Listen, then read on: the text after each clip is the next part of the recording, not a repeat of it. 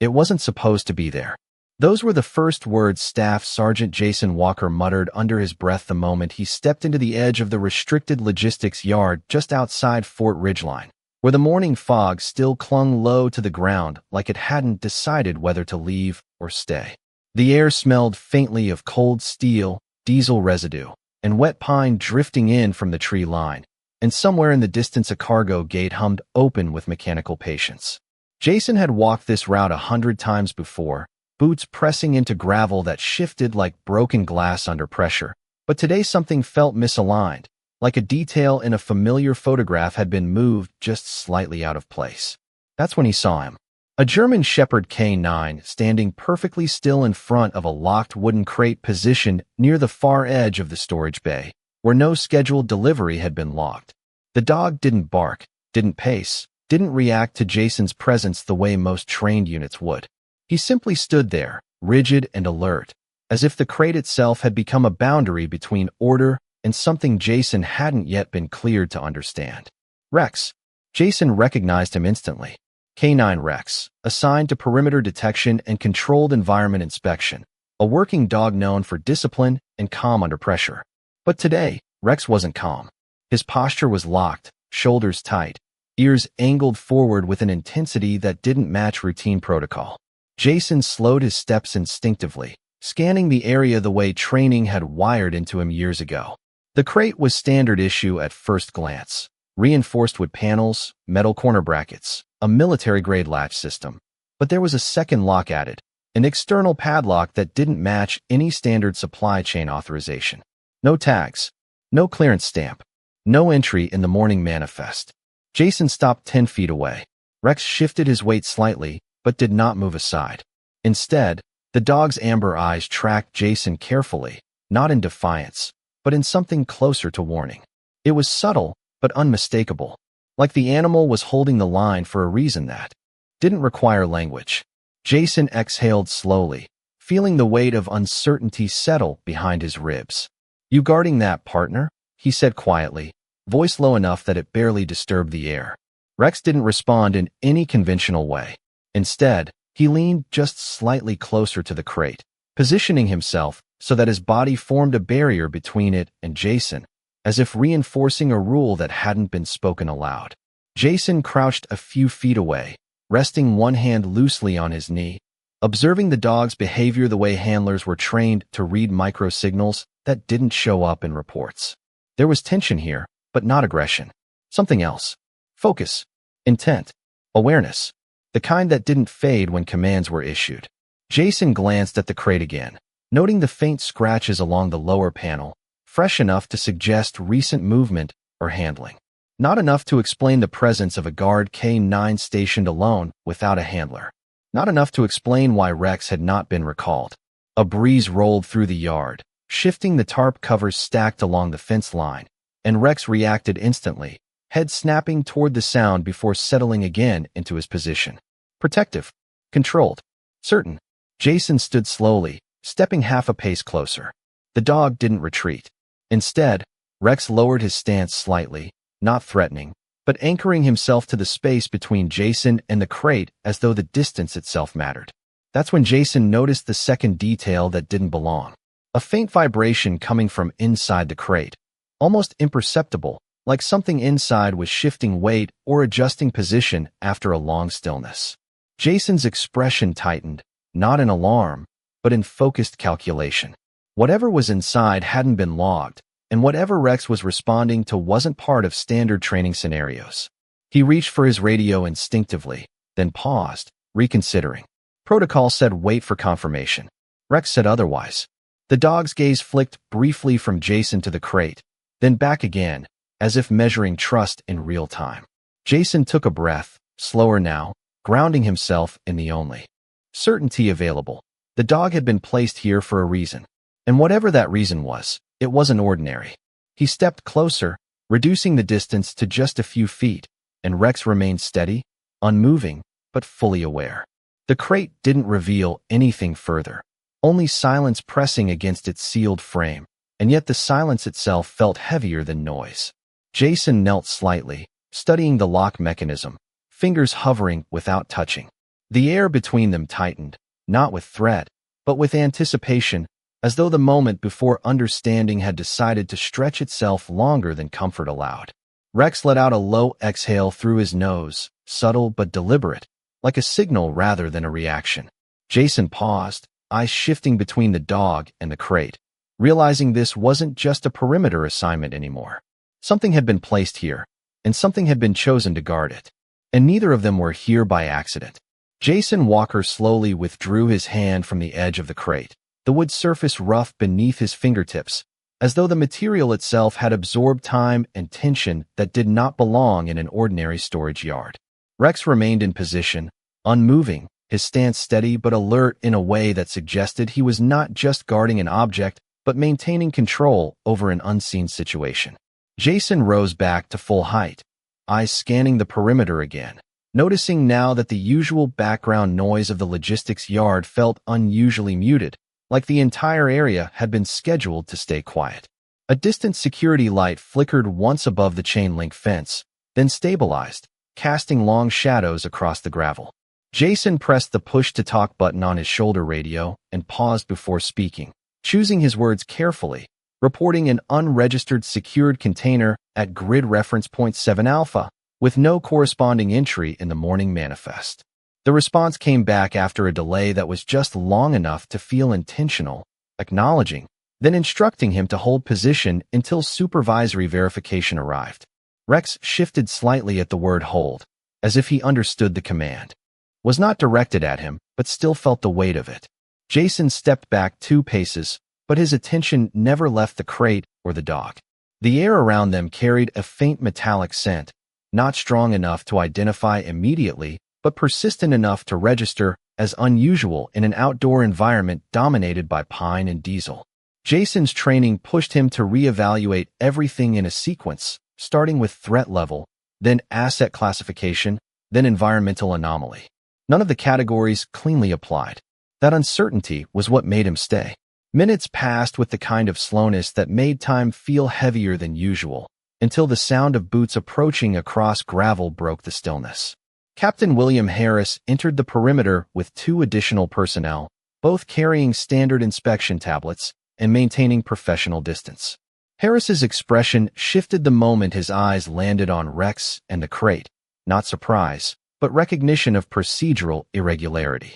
He asked Jason for a status update, voice calm but firm, and Jason repeated the situation without embellishment. Harris circled the crate slowly, keeping a respectful distance from Rex, who tracked his movement without aggression but without relaxing his stance either. The captain stopped at the opposite side of the crate and studied the locking mechanism, noting immediately that the seal bore markings inconsistent with supply chain authorization protocols. He exchanged a brief look with Jason, then gestured for one of the technicians to run a digital scan of the crate identifier. The technician confirmed within seconds that the identifier did not exist in the active database, which triggered a second layer of verification protocol that required escalation. Rex let out a soft, controlled breath, almost inaudible, but Jason noticed the subtle change in his posture, a tightening rather than a release, as if the dog anticipated what came next. Harris ordered a thermal scan of the crate exterior, and the handheld device revealed a faint irregular heat signature inside, not stable enough to suggest machinery, not cold enough to suggest emptiness. That single reading changed the tone in the air.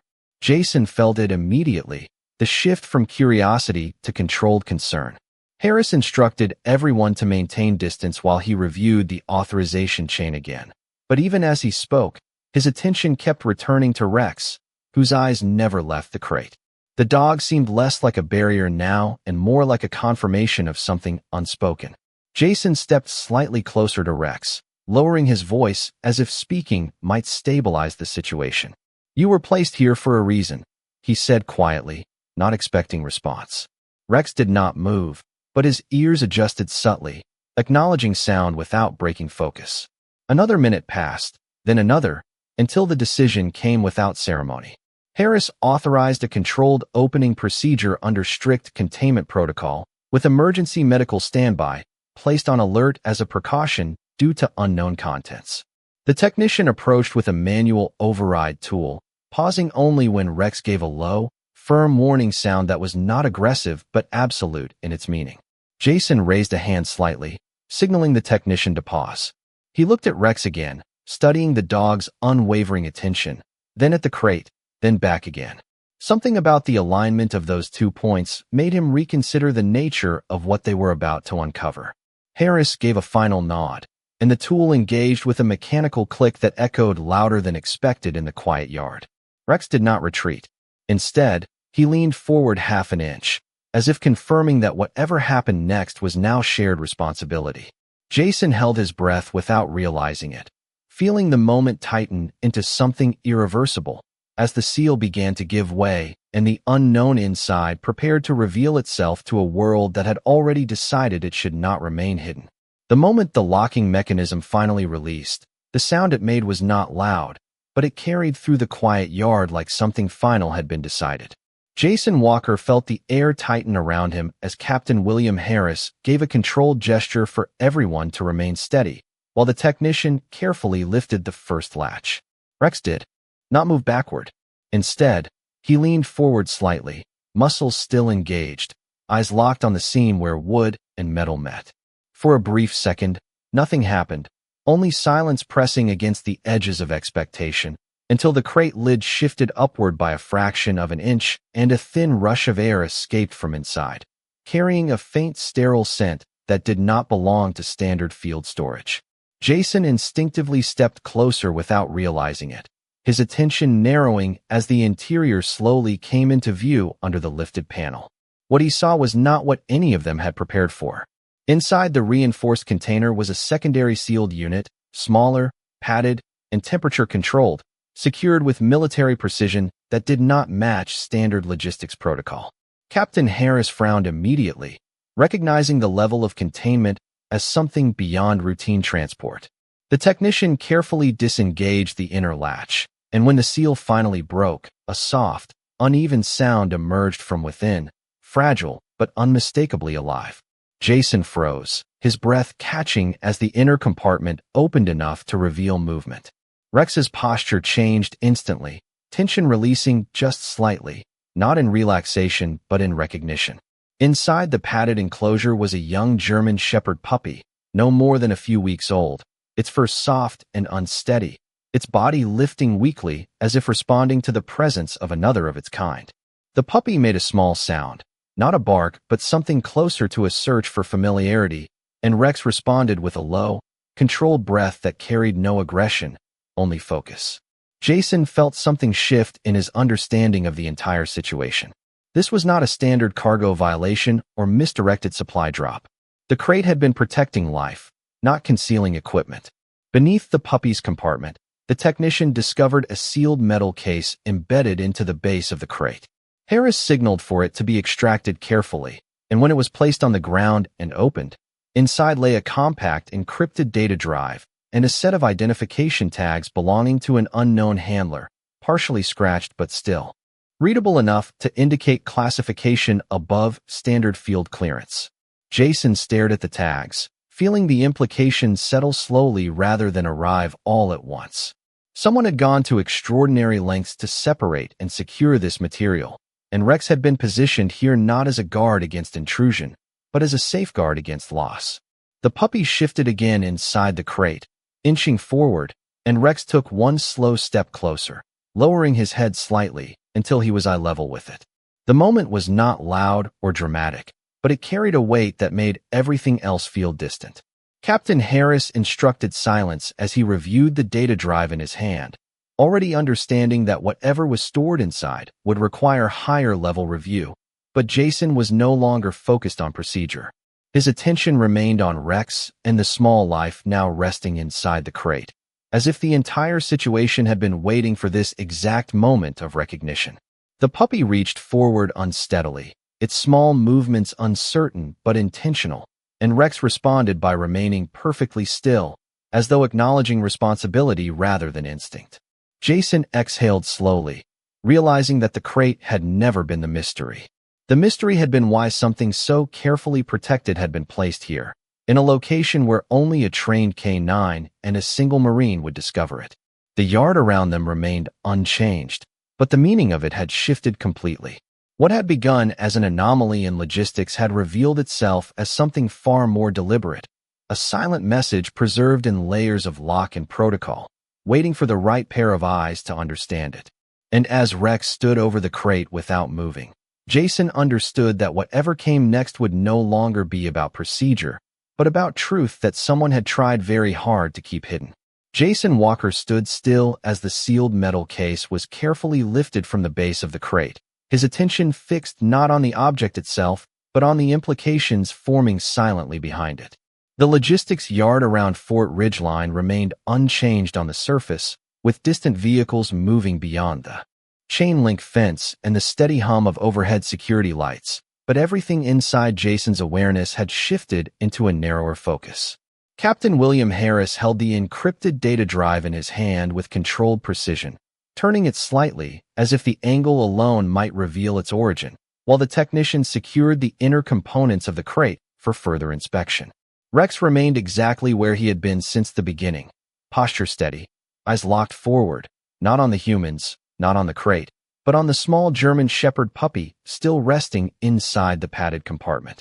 The puppy shifted slightly, adjusting to the unfamiliar space, and let out a faint sound that was not distress or fear, but something closer to instinctive recognition of presence. Jason crouched again without thinking, his movements slower now, no longer driven by procedural caution but by observation. He studied the tags recovered from the crate more carefully as Harris handed them to him, the metal surface worn enough to suggest repeated handling, yet still intact enough to preserve partial identification markings that did not correspond to any active duty roster he recognized. There was no immediate explanation, no entry in the system, no confirmation from Logistics Command, only silence stretching between verified structure and unknown origin. Harris spoke quietly into his shoulder radio, requesting priority review from intelligence coordination, his tone steady but measured, suggesting that whatever they had uncovered required discretion rather than escalation. Jason looked back at Rex, noticing how the K9 had subtly adjusted his stance closer to the puppy, not as a handler enforcing control, but as something closer to a protective boundary being established without command. The connection between them felt immediate and unspoken, as if recognition had occurred before explanation could form. The puppy leaned forward again, testing its balance against the padded interior, and Rex responded with a slight lowering of his head, maintaining proximity without intrusion, an interaction that carried an unusual calmness for a situation built on uncertainty. Jason exhaled, slowly, feeling the weight of interpretation settle across him. Whatever this was, it had been deliberately constructed to remain hidden until the right conditions aligned, and those conditions now included a trained K9 whose behavior had guided them here without deviation. Captain Harris instructed that the crate and all recovered materials be transferred to secure containment for full analysis. But even as the order was given, Jason noticed a subtle hesitation among the team, not from resistance, but from the sense that they were moving something they did not yet fully understand. As the technician prepared transport restraints, Rex finally shifted his position slightly, stepping closer to the crate edge, not breaking protocol, but reinforcing presence in a way that suggested continuity rather than change. Jason watched this carefully, realizing that Rex was not reacting to the crate itself anymore, but to what had been inside it and what it represented. The encrypted drive was now sealed in a protective case and placed in Harris's possession, while the tags were documented for forensic tracing, but the puppy remained in the open compartment, its small movements growing slightly more confident as it adjusted to light and sound. Jason found himself thinking less about procedure and more about sequence, about how each element had been arranged in a way that suggested intentional placement rather than accidental misrouting. Harris stepped slightly away to make another call, leaving Jason alone in his immediate space with Rex and the crate. And in that brief moment of reduced oversight, Jason felt the full weight of what they had uncovered begin to take shape. It was not just a misplaced asset or an administrative failure. It was something structured, something preserved, something waiting. Rex remained silent, but his presence did not soften. It stabilized the space around him, as if confirming that nothing here was random. Jason placed one hand briefly on the edge of the crate, not touching the puppy, only grounding himself in the reality of the material in front of him. and he understood then that whatever story had been embedded into this sealed container was not complete. It was still unfolding, and they had only just arrived at the moment where it would begin to reveal why it had been placed here at all. The first response from intelligence coordination came back slower than expected, and the delay itself created a quiet tension inside the Fort Ridgeline logistics yard that Jason Walker could feel even without anyone speaking it aloud. Captain William Harris stood slightly apart now, holding the encrypted data drive case in one hand while listening through his radio with a fixed expression that revealed nothing but suggested everything was being measured in real time. Jason remained near the open crate, where the young German Shepherd puppy was still adjusting to its surroundings, its small movements becoming slightly more coordinated as it responded to light, sound, and proximity. Rex stayed close, maintaining a position that had subtly evolved from guard posture into something more deliberate, almost like a silent agreement with the space itself. When Harris finally spoke, his tone was controlled but noticeably more serious, confirming that the serial fragments on the recovered identification tags had partially matched a restricted logistics chain that was no longer active in standard records but had been referenced in archived containment protocols. Jason felt that detail settle in slowly, not as shock, but as confirmation that the situation had moved beyond routine classification. The crate had not been misplaced. It had been placed with intention and then left behind under conditions that no longer aligned with standard operational oversight. The technician nearby completed a secondary scan of the crate interior, confirming there were no additional compartments or mechanical triggers, only reinforced padding and temperature stabilization units that suggested care rather than concealment. Jason looked again at Rex, noticing how the dog's focus had not shifted even once since the crate was opened. The puppy shifted closer to the edge of its compartment, tiny paws pressing against the soft lining as it tested stability, and Rex responded by lowering his head slightly, maintaining visual alignment without moving forward. There was no command involved, no verbal instruction, only a pattern of mutual awareness that felt more precise than training alone. Harris stepped closer to Jason and spoke quietly, stating that higher command would assume control of the data recovery process within the hour and that all physical materials were to be transferred under sealed escort. Jason acknowledged the order, but his attention remained divided between the administrative escalation and the living presence inside the crate. The puppy let out another soft sound, less uncertain now, and Rex shifted just enough to narrow the distance between them without breaking stance, as if reinforcing a boundary that existed for reasons no one had yet fully articulated. Jason exhaled slowly and glanced down at the recovered tags again, noticing a faint marking on the edge that he had missed earlier, partially obscured by wear, but still visible under direct light.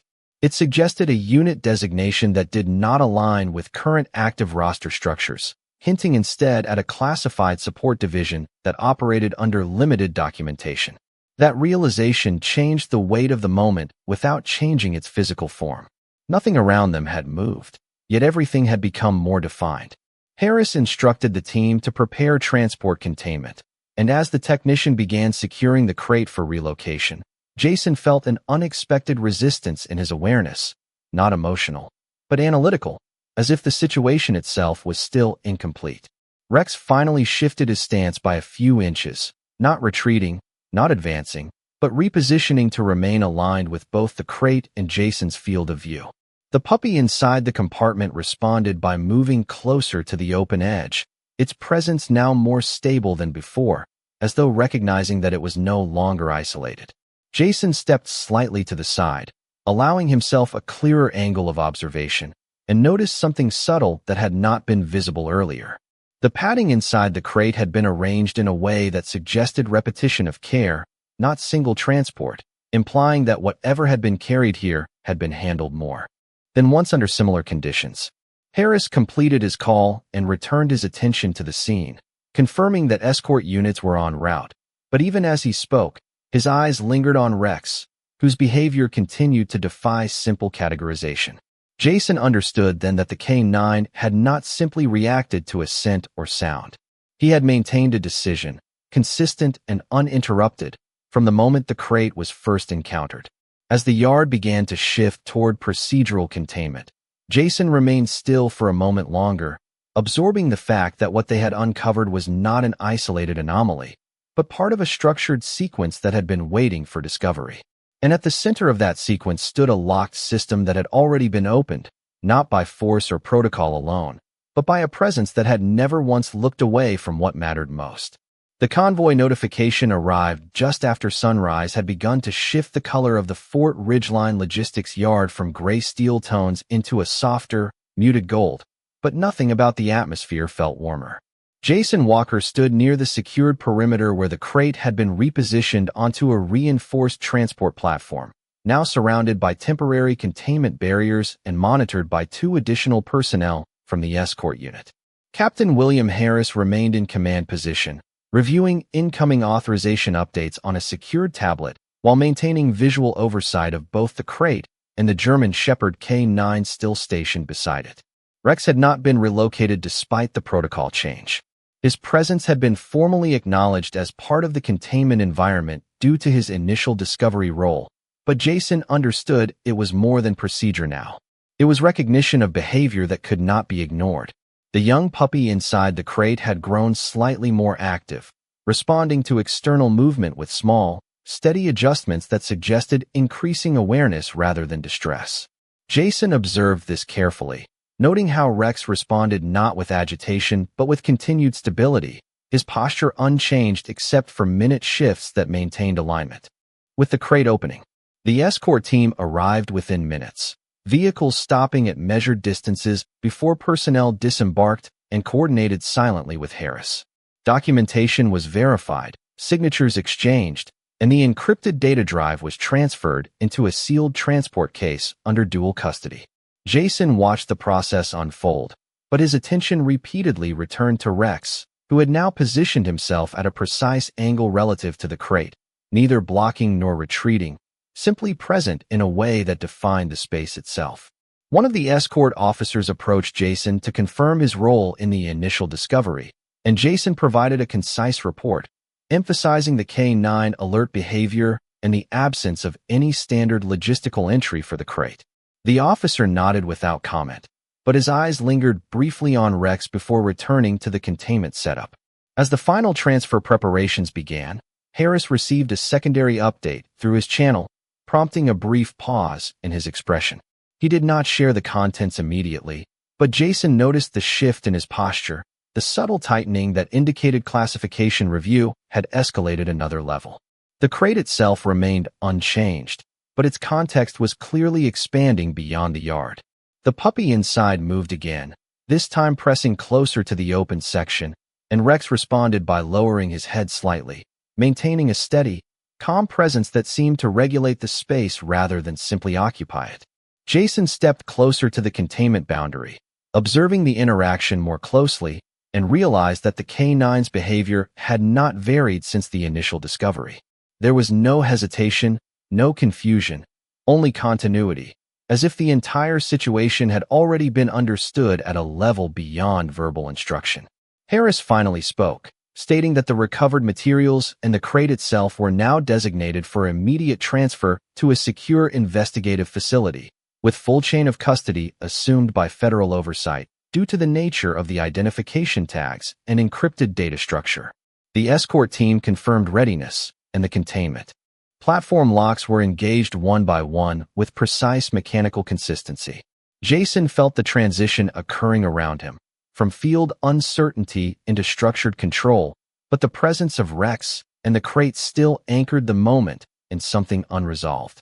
The puppy's movement slowed, settling briefly as if responding to the steadiness around it, while Rex remained unchanged, his focus unbroken, his stance still aligned with the crate opening. Jason noticed, then, that even as external control increased, nothing about the original anomaly had been explained. It had only been contained.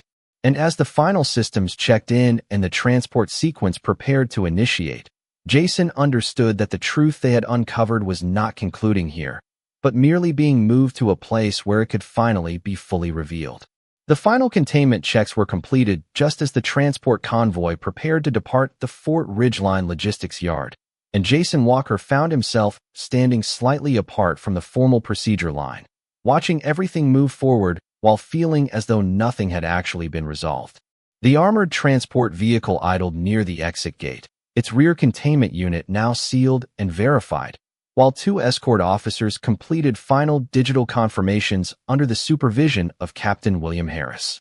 The encrypted data drive had already been transferred into federal custody protocol, its storage case now marked with a temporary classification seal that Jason had only seen a few times before in training briefings, but never in active field operations.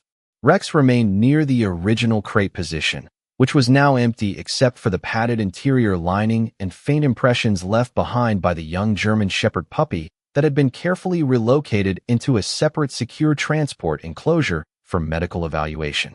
The puppy was no longer visible from Jason's position, already inside the convoy's secondary care unit, but Rex's focus had not shifted, as if the connection between them had not been broken by physical separation. Jason noticed that Captain Harris had moved into a quieter state of communication, speaking less and listening more, receiving updates that were no longer shared openly with the entire team. One of the escort officers stepped beside Jason and confirmed that higher authority had assumed operational oversight, though no additional details were provided regarding the origin of the crate or the classification attached to the recovered materials. Jason acknowledged the update, but his attention remained divided between procedural closure and the lingering sense that what they had uncovered was still incomplete. Rex suddenly shifted his stance slightly, turning his head toward the convoy vehicle as the rear doors began to close, not with urgency, but with recognition, as if confirming that something important was being moved rather than removed. Jason followed the dog's line of sight and noticed for the first time a small, almost imperceptible marking on the interior transport casing of the convoy unit, a symbol that had not been present in standard logistics documentation and did not correspond to any familiar branch insignia. It was subtle enough to be overlooked in normal inspection, yet deliberate enough to suggest intentional placement. Captain Harris noticed it as well, his expression tightening briefly before he turned away to continue coordination. The convoy engine increased slightly in volume as final clearance was granted, and the vehicle began to move forward with controlled precision toward the exit gate. Jason felt a shift in the atmosphere around him as the physical presence of the crate, the puppy, and the recovered materials transitioned from stationary anomaly into active transport status. Rex remained still, but his posture had changed in a way Jason could not ignore, less about guarding and more about witnessing, as if the moment itself required acknowledgement rather than intervention. As the convoy passed through the gate and began to disappear down the perimeter road, Jason noticed that Rex did not follow visually with panic or agitation, but instead maintained a steady gaze until the vehicle was no longer visible. Only then did the dog slightly relax his stance, though not fully, as if confirming that the process was not yet complete. Captain Harris approached Jason at that moment, lowering his voice for the first time since the operation began, stating that preliminary analysis of the encrypted data structure suggested a chain of custody error that could extend beyond logistics and into classified field recovery operations that had not been formally debriefed. Jason absorbed the information without immediate response, his mind connecting fragments of behavior, timing, and placement that now formed a pattern he could not dismiss. Rex turned slightly and looked at Jason directly for the first time since the convoy had departed, and in that brief moment Jason felt something he could not assign to training or protocol, only awareness. It was not aggression, not fear, but confirmation. The kind that does not require explanation because it already understands what words would take too long to describe. The yard around them began to return to normal procedural silence, personnel dispersing, equipment being reset, and security logs being finalized, but Jason remained in place for a few seconds longer, watching Rex as the K9 finally lowered his head and stepped back from the crate's empty position. Nothing about the situation had been resolved in a traditional sense, yet something fundamental had clearly shifted. The crate was gone, the materials secured, the convoy en route to classified review, but the presence that had brought them all together still lingered in the structure of what they had just experienced. Jason realized then that this was not the end of an incident, but the beginning of an investigation that had already chosen its witnesses, and Rex, standing quietly in the fading morning light, had been the first to understand that nothing about what they had seen was accidental. The Fort Ridgeline logistics yard had fully returned to operational normalcy within minutes of the convoy's departure.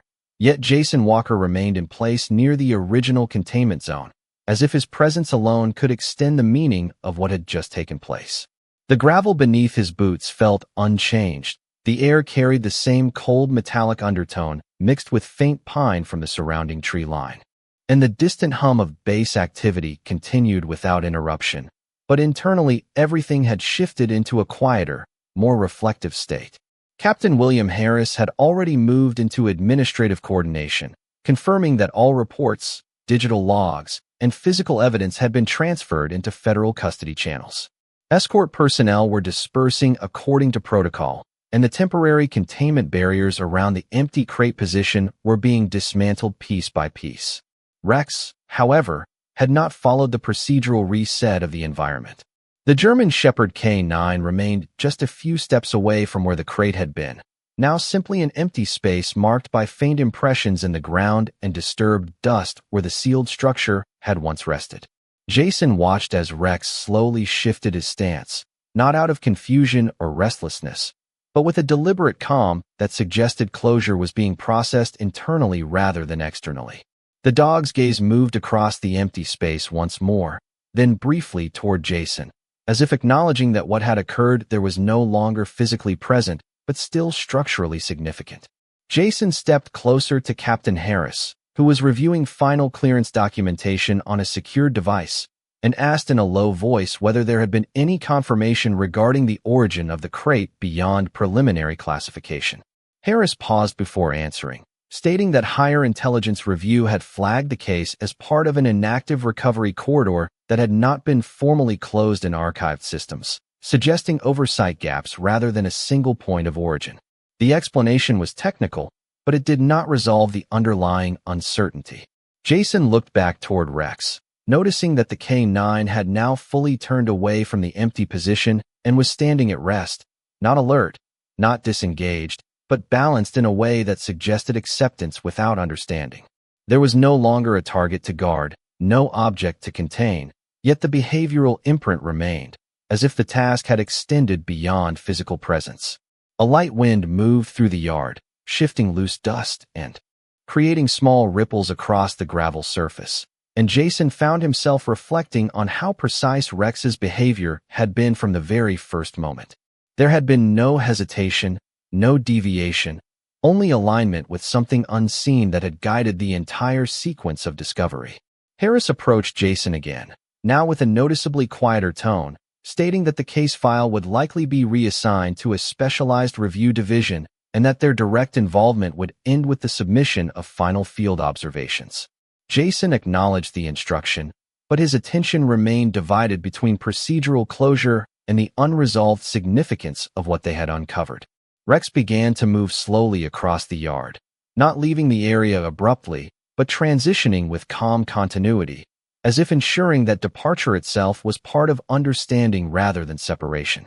Jason followed at a short distance, observing how the K9 occasionally paused, not in hesitation but in reflection, maintaining awareness of surroundings that no longer contained the original anomaly.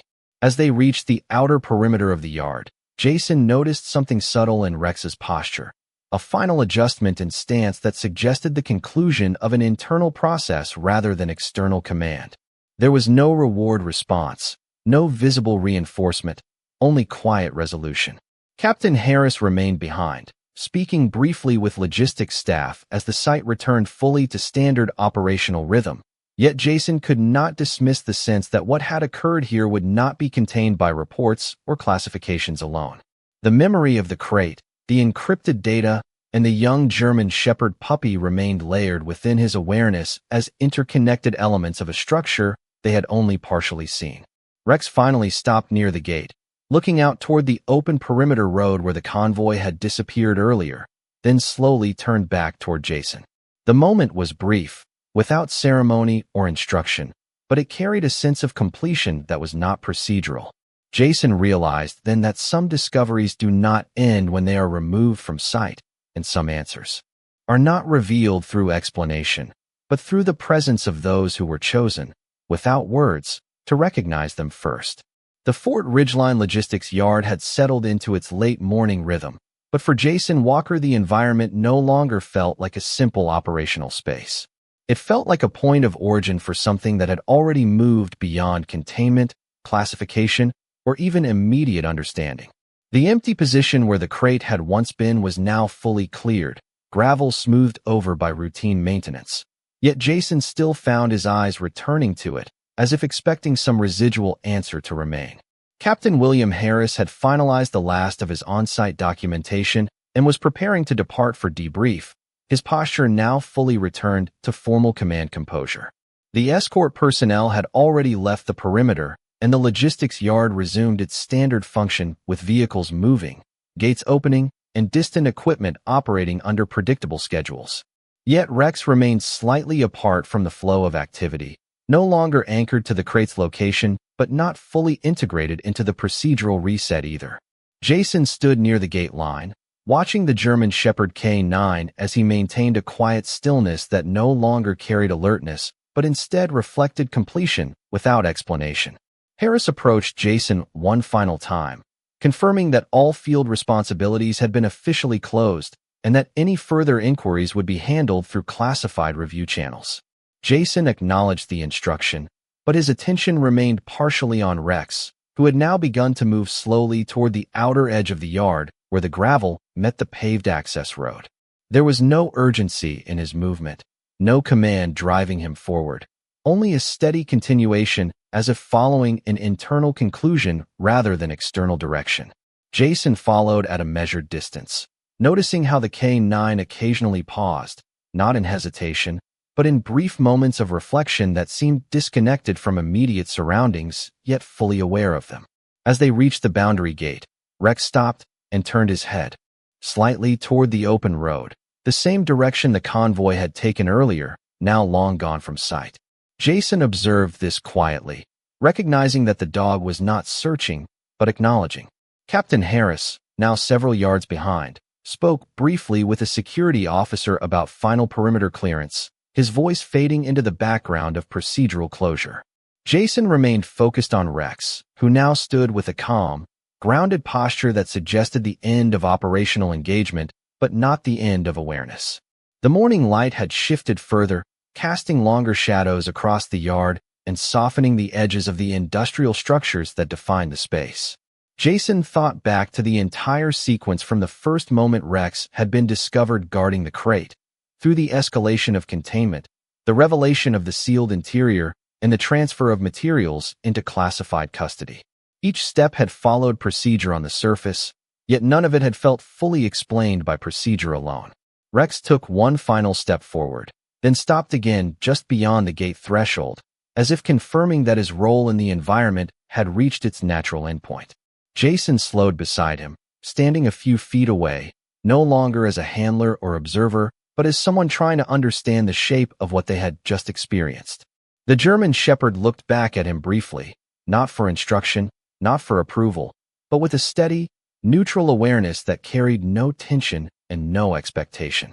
Then Rex turned forward again toward the open road, holding still for a long moment before finally beginning to walk away at an even pace. Jason did not call out, did not intervene, and did not attempt to redirect. He simply watched as the K9 moved along the perimeter path until distance gradually softened his form against the backdrop of the base structures. Captain Harris joined Jason at the gate a moment later, confirming final closure of the site log and instructing that all personnel proceed to standard post-operation reporting. Jason acknowledged again, but his focus remained on the direction Rex had taken, now empty but not meaningless. As Harris stepped away, Jason remained at the threshold, looking out across the road where the convoy had vanished earlier and where Rex had now disappeared in the opposite direction of the yard's internal order. In that quiet final moment, Jason understood that what they had encountered was never simply contained within a crate, nor fully explained by the materials recovered. It had been a sequence of events guided by presence rather than instruction, and Rex had been at the center of that presence from beginning to end. And as the logistics yard returned fully to its routine state behind him, Jason recognized that some operations do not conclude when assets are transferred or reports are filed, But when those who witnessed them finally understand that not everything important in the field can be reduced to procedure, because some things are recognized first by those who never needed words to know what mattered.